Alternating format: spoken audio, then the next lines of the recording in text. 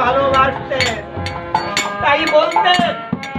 আপনি তো মনে মনে চিন্তা করলেন যে মহাপ্রভু যদি বৃন্দাবনে চলে যায় আর আমরা তাকে কোনোদিন ফিরিয়ে আনতে পারবো না। এই চিন্তা করে পথের মাঝে কয়েকটা ছেলে বসেছিল, বলেছিল বালাঙ্গায় একজন সন্ন্যাসী আসতেছে, কিন্তু সেই জন্য বৃন্দাবনের পথে না যেতে পারে। তোমরা তাকে ভোলাই ভালাইয়ে আগেবার এই শান্তিপুরের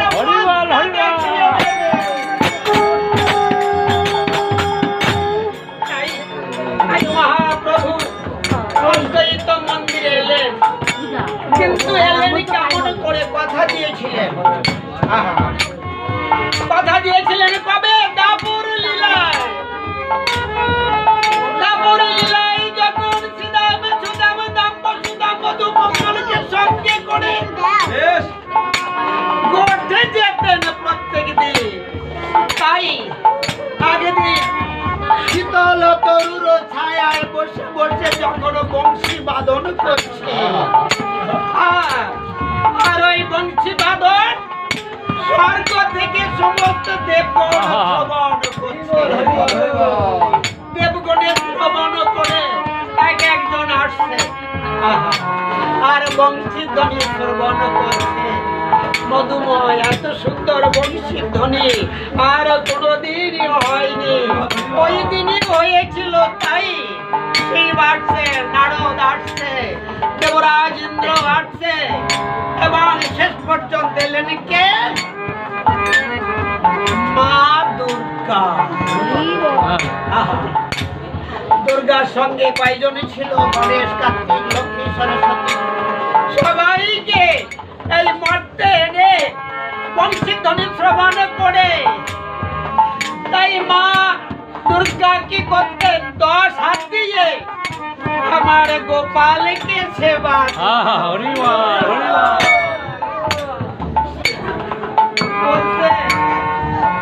আমার মা তো প্রত্যেক দিন আমাকে সেবা দেন, দুটো হাত দিয়ে দেন। আমার মনের মতো হয় না, কিন্তু আজ তুমি আমাকে 10টা হাত দিয়ে সেবা দিচ্ছ।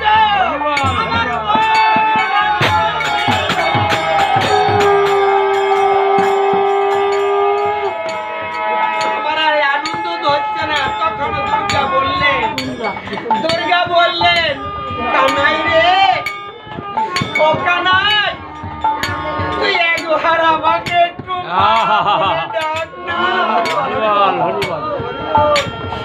একবার তুই আমাকে মা বলে ডাক, আমি আমার তাপিত পরাণটা শীতল করব। ভগবান কি বলেছিলেন জানেন?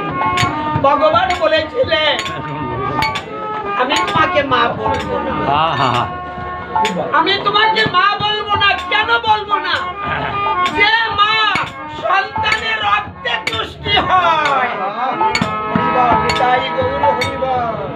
তাই বলছেন কি আমি তোমায় মা বলবো না, আমি তোমায় মা বলবো না, আমি তোমায় মা বলবো না, আমি তোমায় মা বলবো না। সন্তানের রক্তে তুষ্টি আমি তোমায় মা বলবো না।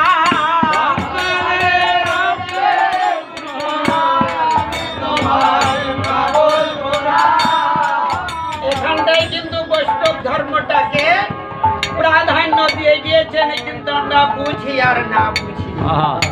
রাধে জয় রাধে। কারণ আজ বৈষ্ণব ধর্মে কিন্তু মা ডাক নেই, মা ডাক শুনতে পারে না, তারা মা হতে পারে না বৈষ্ণবরা। আরে আরে কেউ বলতে পারে বৈষ্ণবরা মা ডাক শুনতে পারে না? সেই জন্য গৃহী যারা তারা পারে।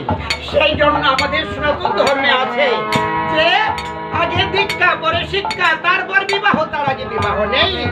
সেই সংকল্প করে মেনে যদি কেউ বিবাহ বন্ধনে আবদ্ধ হতে পারত, গুরুর কৃপা বলে সে ওই দিনই চলে যেতে পারতো কোথায়? আশ্রমে।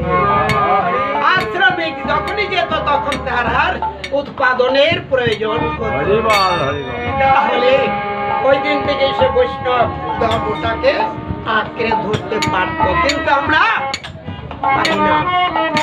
তাই আজ বললেন যে আমি তোমাকে মা বলবো না, এই জন্য যে মা সন্তানের রক্তে তুষ্টি হয়। কত গভীর কথা, একেবারে চিন্তা। দেখবেন ঘরে বসে বসে গুরুর কাছে জিজ্ঞাসা করবেন, কোন গুরু? শিক্ষা গুরু বলতে পারবেন এর সন্ধান। যদি বৈষ্ণব গুরু থাকে কারো নিকটে, তার কাছে জিজ্ঞাসা করে দেখবে যে কথার অর্থটা কি। অনেক দূরের কথা, অনেক গভীরের কথা। এই জন্য সবার ভাগ্যে হয় না। শিক্ষা গুরু অনেকে পায়, কিন্তু শিক্ষা গুরু অনেকে পায়।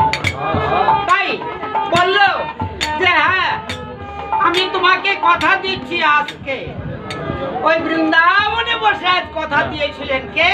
ভগবান শ্রীকৃষ্ণ। বললেন আমি তোমাকে মা বলবো। কবে জানো?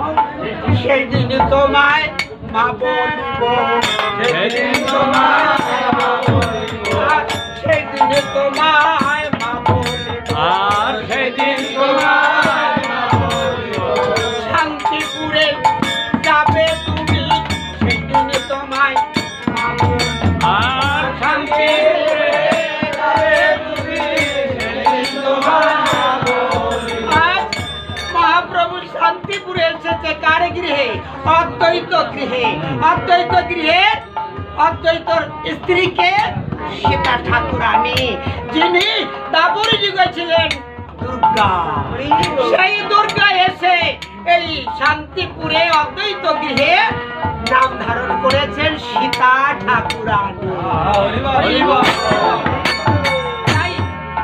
তখন আজকে সেই দিন আমাদের অদ্বৈত মহাপ্রভুর ঘরে আজ আনন্দ হচ্ছে।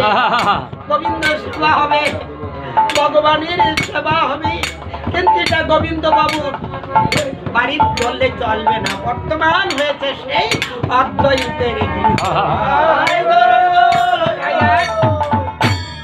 কি বললো?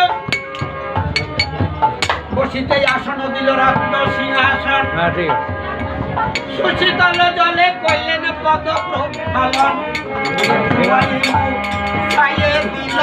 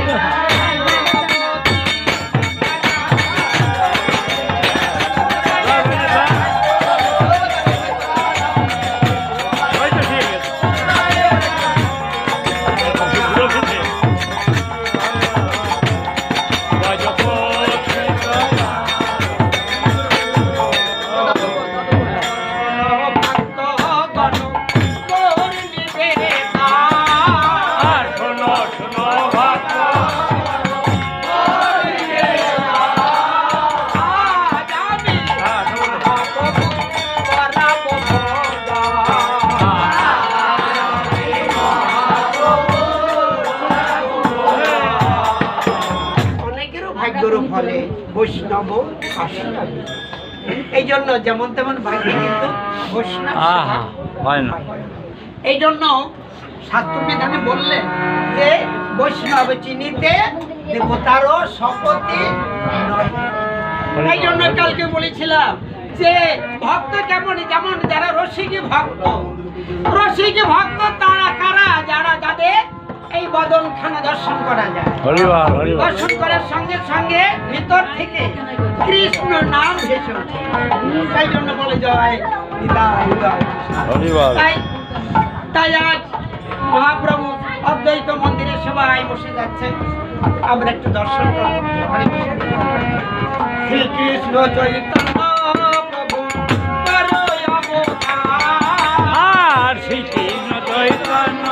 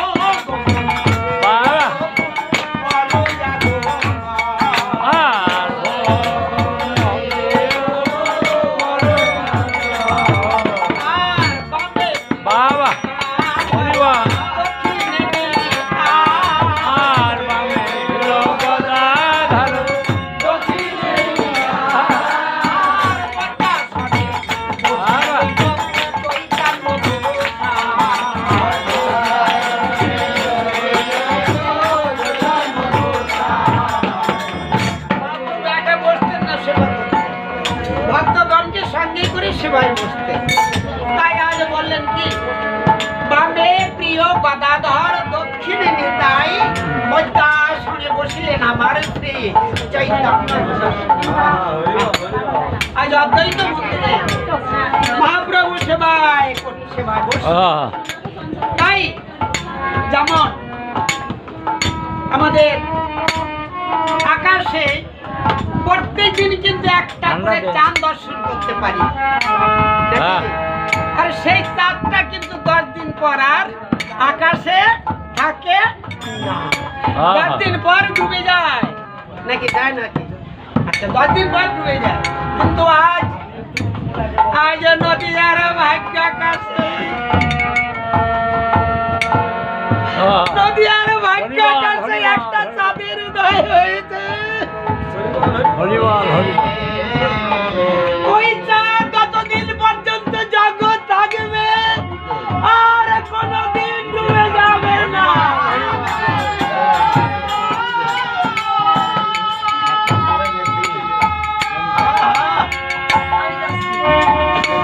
তাই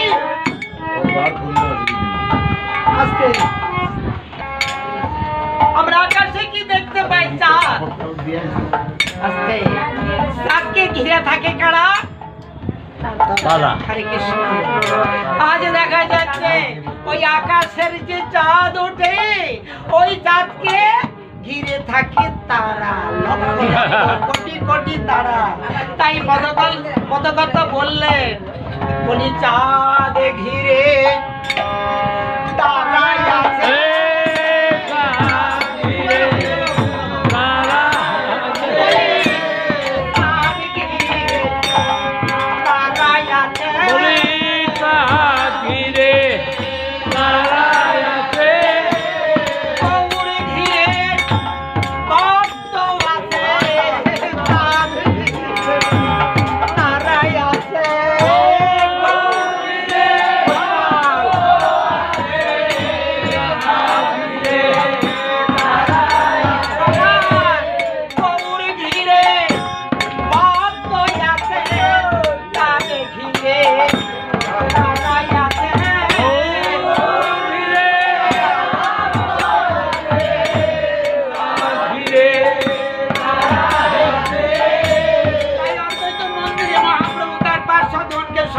সেবায় বসে গিয়েছে। বলি শিবা শোভা হইয়াছে রে, শিবা শোভা হইয়াছে রে, শিবা শোভা হইয়াছে রে, শিবা শোভা হইয়াছে রে, অদ্বৈত মন্দিরে শিবা শোভা হইয়াছে রে।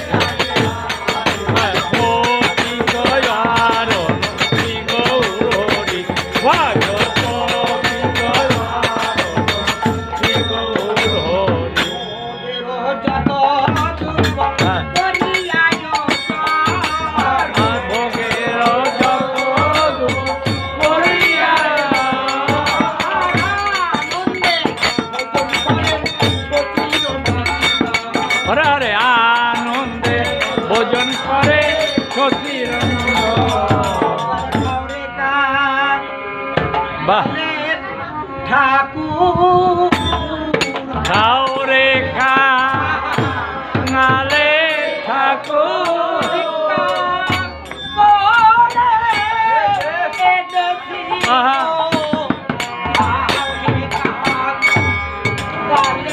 হরিবল হরিবল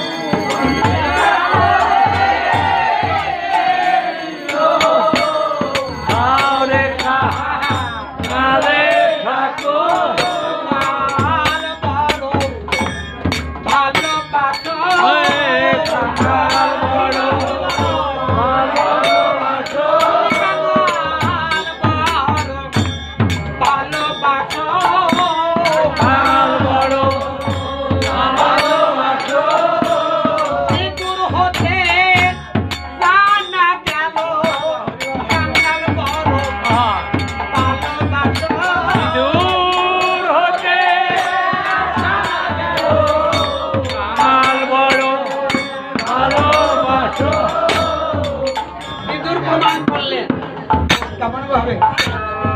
একদিন রাজা দুর্যোধন ভগবানের সেবার আয়োজন করেছিলেন, 1600 প্রচারে আয়োজন করেছিলেন।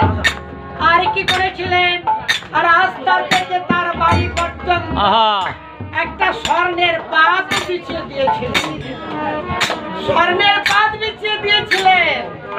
তাই পরাশরী অর্থাৎ বিদুরের স্ত্রী আসতে, বিদুরের স্ত্রী রাজা দুর্যোধনের বাড়িতে গিয়ে দেখতে পায় আজ রাজা দুর্যোধন একটা স্বর্ণের পাত বিছিয়ে দিয়েছেন। হরিবল হরিবল। স্বর্ণের পাত আসতে, স্বর্ণের পাত বিছিয়ে দিয়েছেন। পরাশরী মনে মনে ভাবলেন তাই তো ভগবান তো আমার বাড়ি আসবেন না, কারণ রাজা দুর্যোধন সোনা দিয়ে পথ বানিয়ে দিয়েছে, ভগবান তো আমার ওই পথেই যাবে। তখন পরাশরী কি করলো? একটা কলা গাছ কেটে পথ বানিয়ে দিলে, কলা গাছ কেটে পথ বানিয়ে দিলে। ভগবান ওখানে এসে দেখতে পায়, ভগবান এসে দেখতে পায় আজ সোনার পাত দিয়ে রাস্তা করে দিয়েছে। আমি যদি রাজা দুর্যোধনের বাড়িতে যাই, এই জগৎবাসী সবাই বলবে ধনীর ভগবান।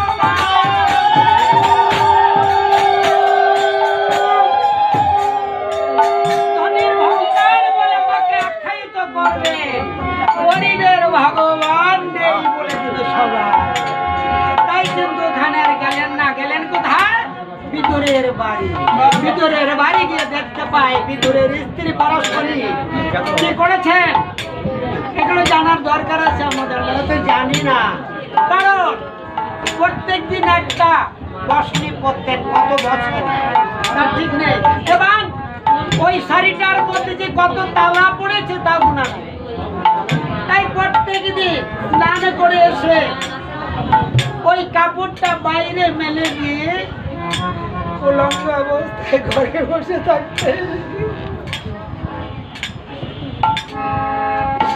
আরে গোবিন্দ প্রাণ গোবিন্দ,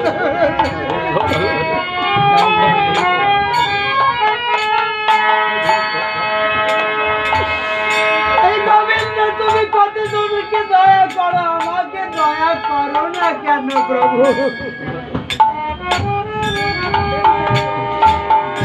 তাই